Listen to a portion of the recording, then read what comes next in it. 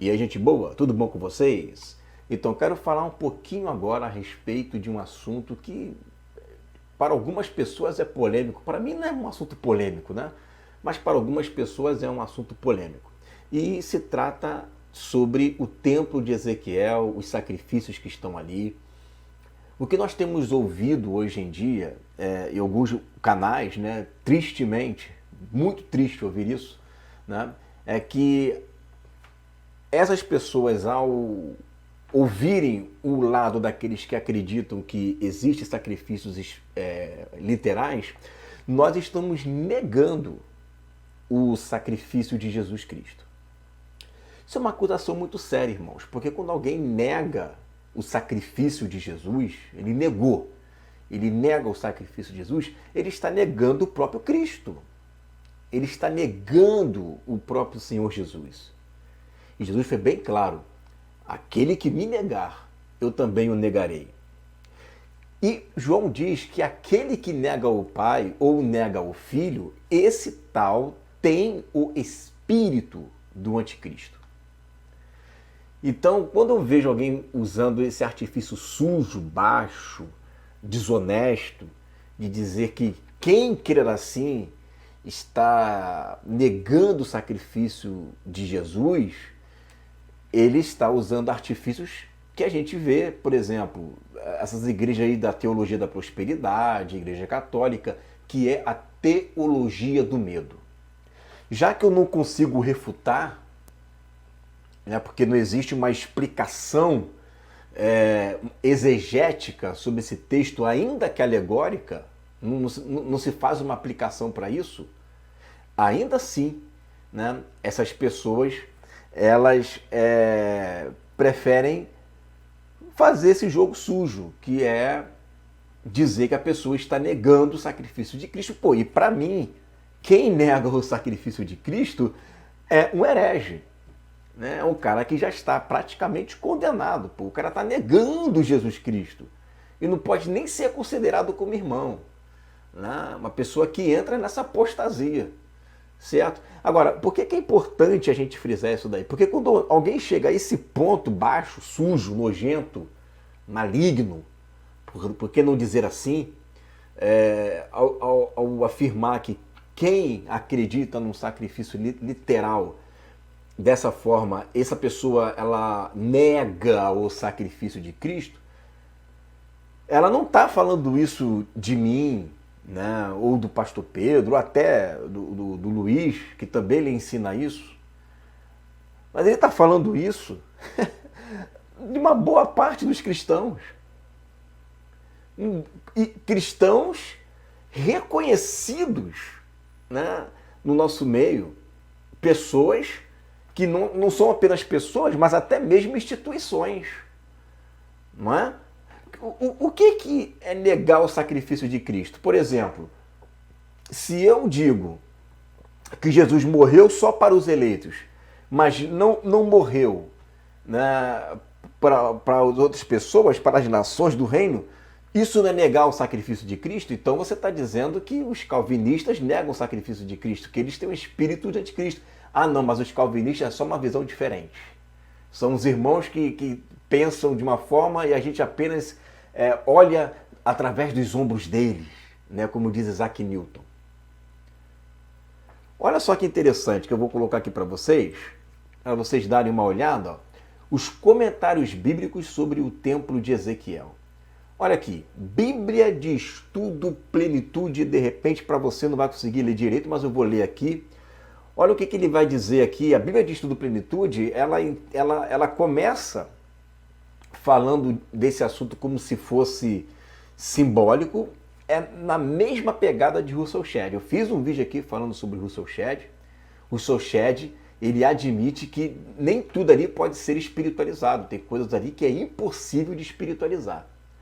Tá? Tem coisa ali que é literal e ele fica, né, ali com um pé lá, outro cá. A gente está falando de um grande estudioso, um homem de Deus, Russell Shedd. A Bíblia de Estudo Plenitude, ela entra nessa mesma linha. Ela começa a espiritualizar, ela tenta espiritualizar, só que, como eu falei, vai chegar pontos ali que você não consegue espiritualizar. Por mais que você tente. né? Por mais que você diga, não, isso aqui é um templo ideal. Não, isso daqui Deus falou para um povo que estava oprimido, que estava cativo e precisava de uma palavra de esperança. Para eu falar uma palavra de esperança, basta eu trazer uma mensagem de esperança. Não dizer construa um templo, que está lá, está escrito isso para construir. Não diz a palavra construir, mas diz fazer.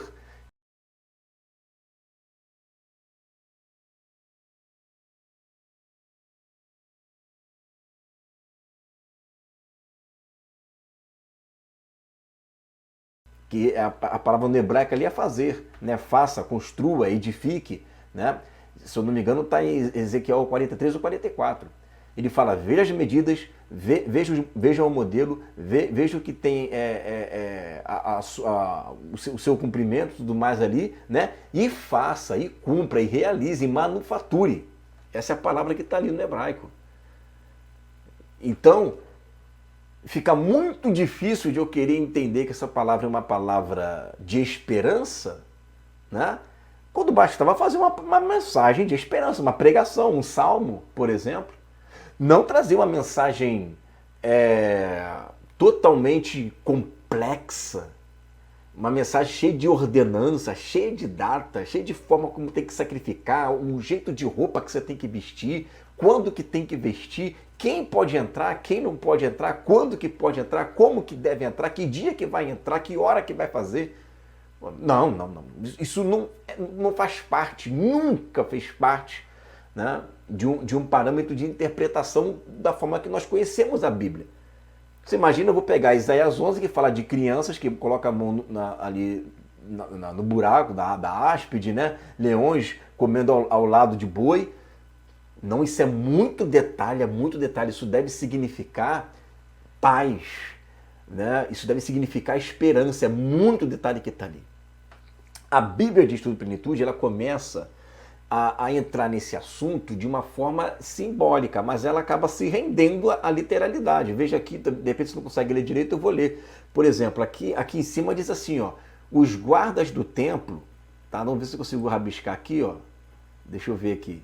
Se conseguir rabiscar vai ser legal, né? Vamos ver aqui, ó. Ó, é aqui, ó. Tá vendo? Ó, os guardas do templo dos queretitas haviam contribuído para a queda do antigo templo de Judá. O templo restaurado de Deus é para ser administrado somente pelos sacerdotes do concerto.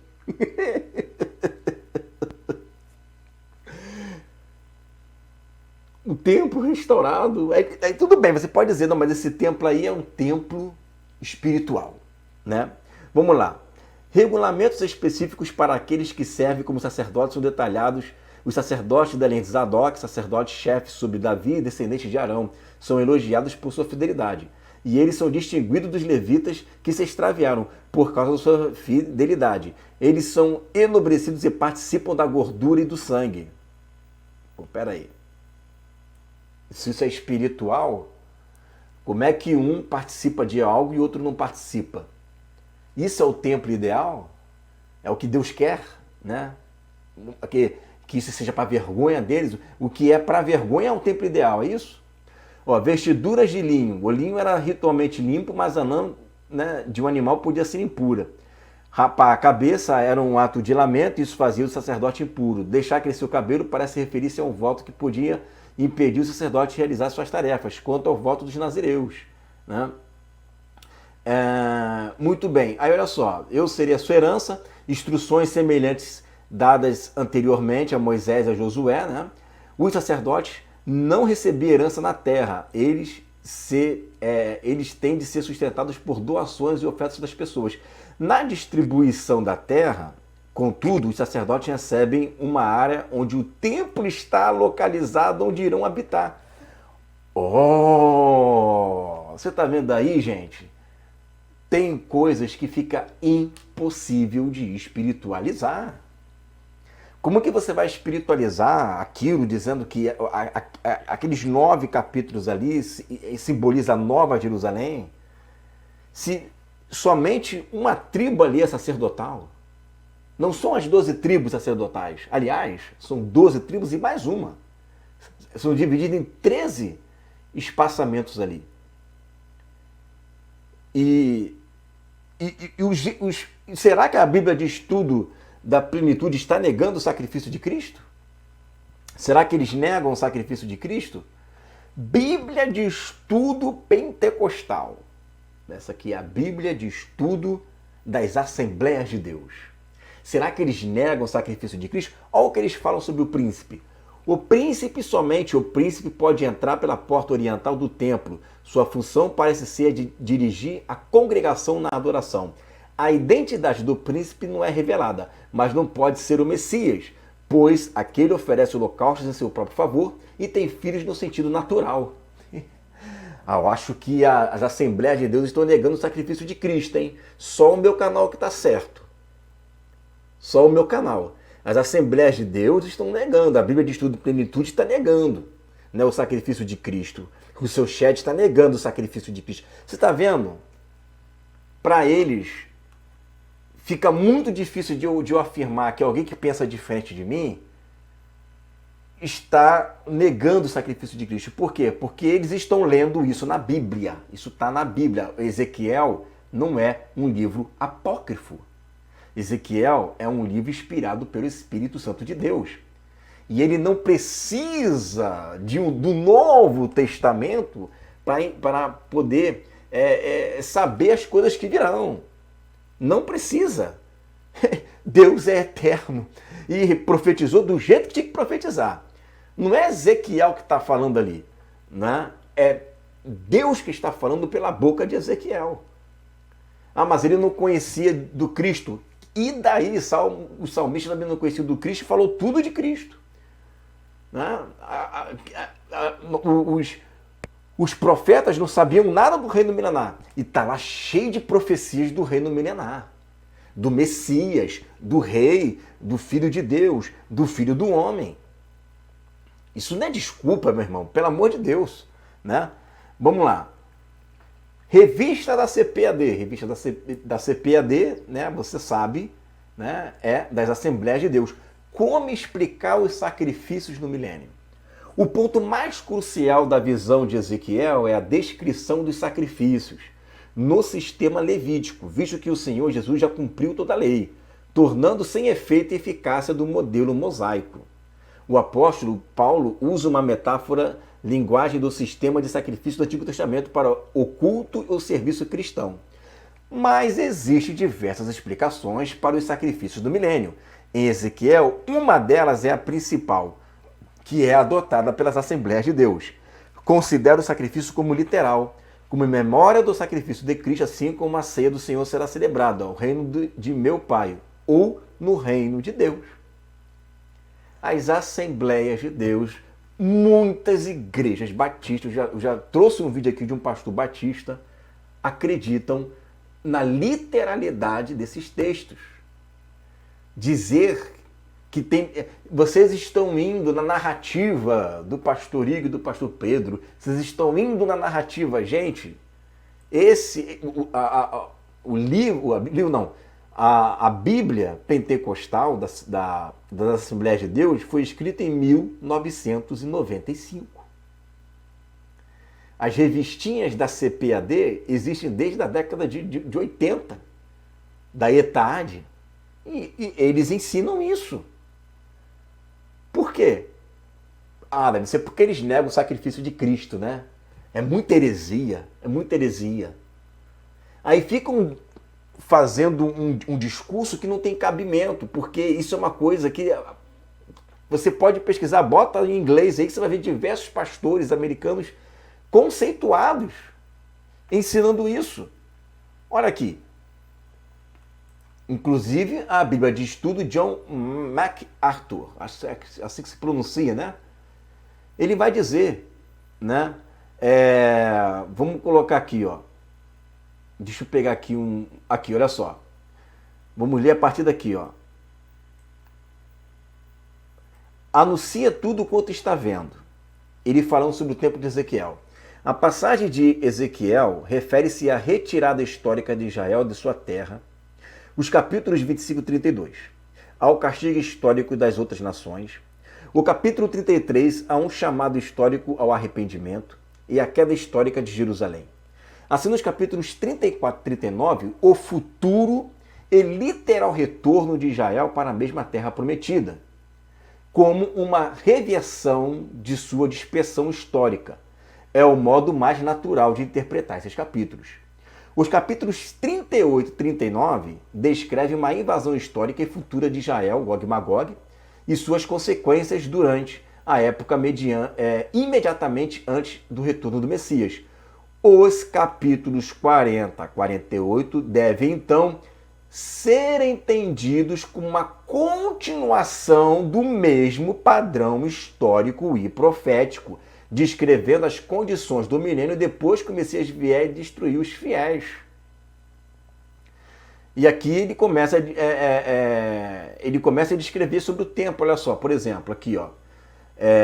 Não poderia também ser o tempo de Zorobabel, visto que a glória do Senhor não está presente, não estava presente, então. Não poderia ser o templo eterno, pois o Senhor, o seu Cordeiro, são o seu templo. Portanto, esse templo só pode ser o templo terreno no período do milênio, construído com todos esses detalhes refinados que ainda serão descritos, né? E aí? São cristãos genuínos, não é só eu que estou falando. Então, quando você chega e traz um discurso desonesto, na raiva, na base da raiva, né? Estão negando esses hereges. Não tá não, meu irmão. Tem um milhão de pastores que pensam assim. O pessoal da base, né? O pessoal que ensina da base lá, o Ângelo Basso e o outro irmão lá, o Coelho, se não me engano, né? Que fazem parte, né, do Ministério de Ensino do Jesuscope, de Douglas Gonçalves, eles ensinam isso. Tem um monte de batista ali. Vários batistas ensinam isso. Vários batistas, assembleanos, presbiteriano não, quem já é milenista, né? Mas muitos batistas ensinam isso. Outros irmãos, várias bíblias de estudo. A Bíblia de estudo Chaplin também, Bíblia não, né? Versículo por versículo de Chaplin, né? O estudo Chaplin, ensina isso. E tantos outros que eu estou vendo, que eu ouço, que eu coloco em inglês para poder ouvir, pastores americanos ensinam isso. Então veja, por exemplo, aqui, a Bíblia da defesa da fé. O que a Bíblia da defesa da fé ela vai explicar aqui? Olha só. Qual é o significado da nova adoração dos capítulos 40 a 48? É apropriado que os textos de Ezequiel, um sacerdote, sejam concluídos com a apresentação de um novo templo e um novo sistema de sacrifício, na restauração do reino de Deus. Esta promessa foi parcialmente cumprida quando Israel retornou depois do exílio e se tornou novamente uma nação em 1948.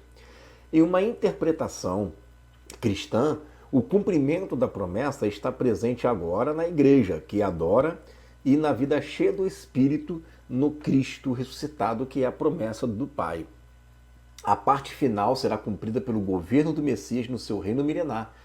Para Ezequiel, a visão era um todo e somente uma retrospectiva tem estágios discerníveis de cumprimento. A descrição detalhada de Ezequiel, incluindo medidas precisas, sugere que o profeta, eu vou aumentar aqui, sugere que o profeta constatou um templo futuro literal. Nenhum templo desse tipo foi construído, nem o templo dos exilados que retornavam, nem um grande edifício erigido por Herodes, o Grande, seguiu o projeto detalhado por Ezequiel. Muitos acadêmicos conservadores concordam que a visão de Ezequiel é para os últimos dias do fim dos tempos.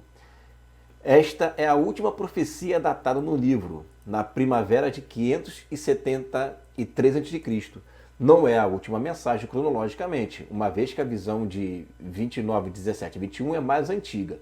Ezequiel estava no 25º ano de exílio nesta visão e foi levado a Jerusalém 14 anos depois de sua queda.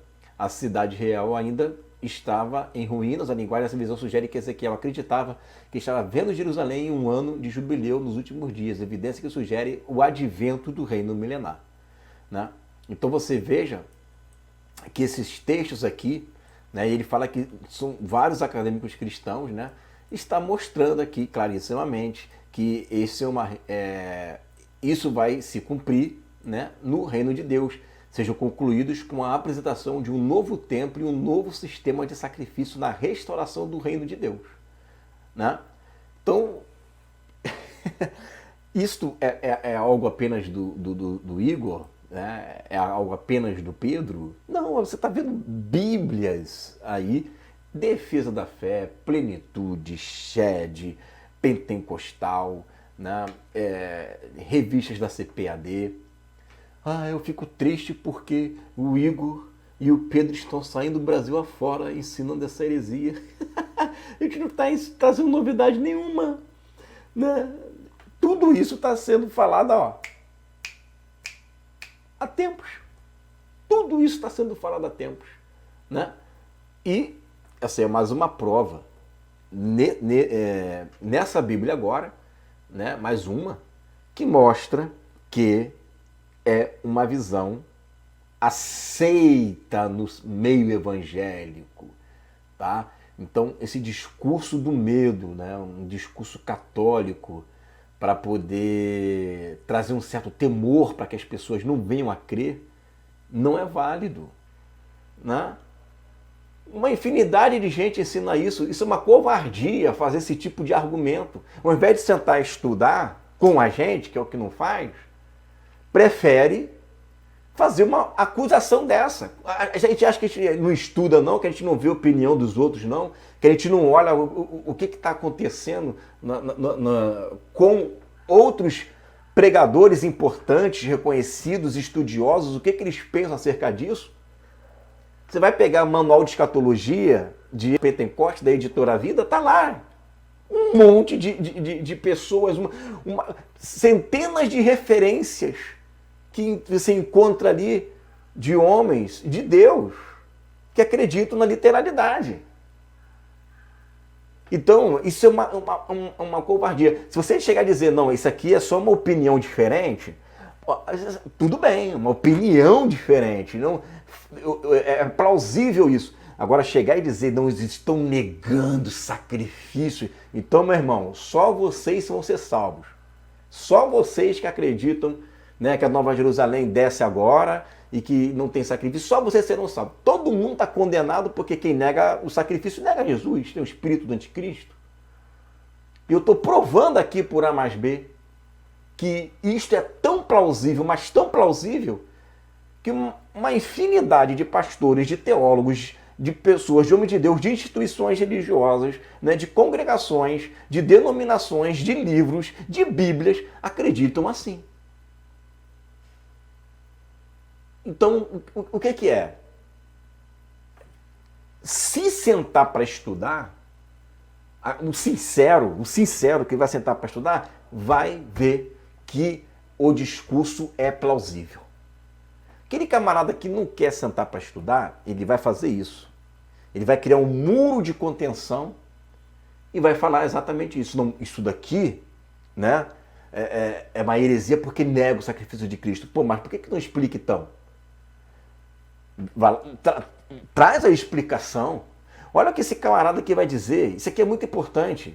Ele vai dizer assim, ó. Aqui, ó. Onde está aqui, ó. Devem então ser entendidos como uma continuação do mesmo padrão histórico e profético. A gente vê as pessoas falando assim, não, aquela mensagem lá de Ezequiel, do 40-48, você tem que ver para quem escreveu, como escreveu, que situação escreveu, qual a mensagem que ele quis dizer, o momento do cativeiro do povo, o momento que o povo precisa de uma mensagem. Peraí. Como assim? Então, a mesma condição que Deus trouxe essa mensagem do capítulo 40-48, é a mesma condição que Deus trouxe essa mensagem para Ezequiel, capítulo 37, 38 e 39. É o mesmo grupo, é tudo casa de Israel. Estava tudo cativo. O público mudou de um capítulo para o outro? A situação de cativeiro mudou de um capítulo para o outro? Por que o capítulo 37, 38, 39 é literal e do 48 é simbólico? Mudou? Mudou o público? Mudou a situação de cativeiro? Mudou as esperanças? Não, meu irmão, não mudou. O que pega é que querem usar uma desculpa, essa desculpa como pano de fundo de uma ótima explicação, que de uma ótima não tem nada. Que não explicou nada. Como é que ele vai trazer riquezas de detalhes, que é o que John Macto diz assim, uma riqueza de detalhes só para dizer, gente, vocês vão ser felizes, eu quero te dar mensagem de esperança. Peraí, meu irmão. Peraí, meu irmão. Não tem como, gente. Não tem como. Tá? Os estudantes mesmo que pegam para estudar esses capítulos com sinceridade, né, sabe que esse tipo de argumento não funciona. Gente, não é só Ezequiel que estava lá no cativeiro. Jeremias profetizou o período, estava no cativeiro. Daniel estava no cativeiro. Isaías estava no cativeiro. E por que só Ezequiel é que tem que ver as mensagens dele simbólicas? E só esses capítulos, né? Por que não? Eu não posso ver simbólica, então, os textos de Isaías. De Isaías 11, por exemplo, 66, 60, de crianças. Não, tá todo mundo no mesmo contexto. Não, mas só esses capítulos aqui é que são separadinhos para dizer que são simbólicos. Todos os profetas anteriores são literais e foi no mesmo contexto, mas a realidade é diferente. Não dá. Mas o importante aqui desse vídeo é mostrar o seguinte, que esse discurso intimidador, né, covarde de chegar e dizer quem crer na literalidade está negando a Cristo.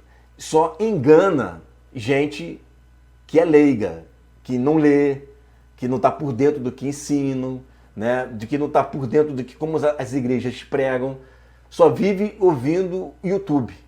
Não pega um livro para ler, não pega uma Bíblia diferente para você entender como que os outros acreditam, né?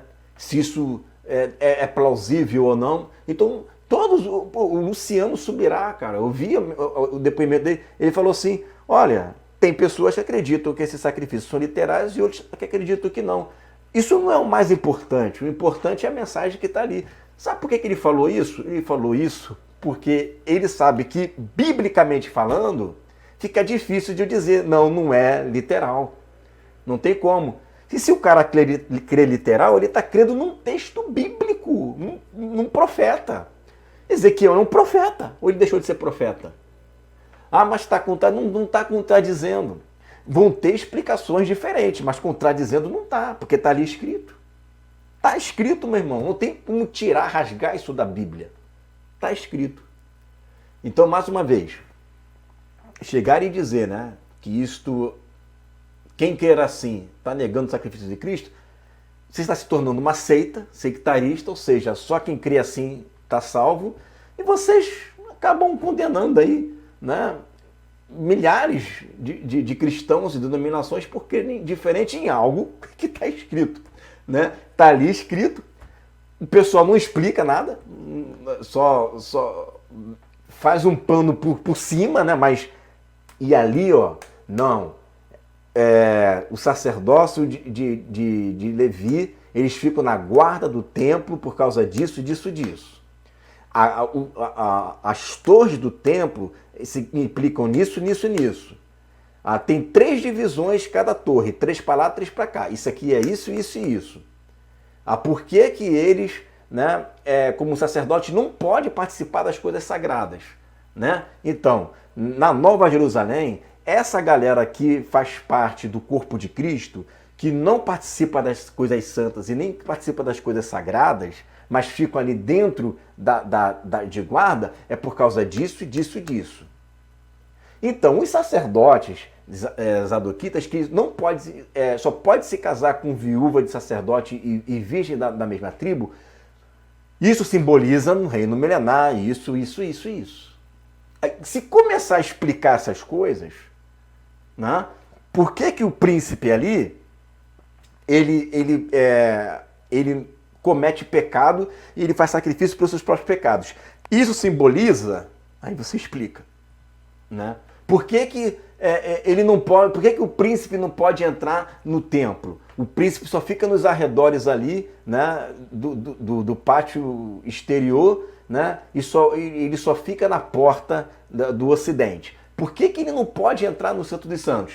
Então, isso no templo ideal, num templo de Deus, isso na Nova Jerusalém, esse príncipe, que muitos entendem que é Jesus ou Davi, ele não entra no Santo dos Santos por causa disso, disso, disso. É um símbolo que representa isso, isso e isso.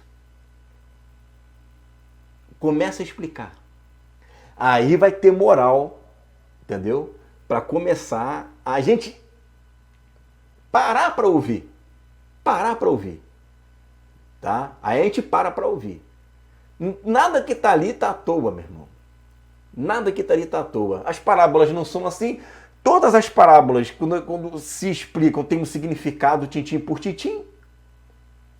Se aquilo é um símbolo, uma alegoria, é uma parábola. Isso é uma parábola. E toda parábola exige uma explicação, como é praxe de nossos canais proféticos ensinarem verso por verso, trazer à luz os mistérios, uma vez que eu tenha plena convicção daquilo que eu creio. Certo, gente? É isso daí. Fica com essa palavra em nome de Jesus.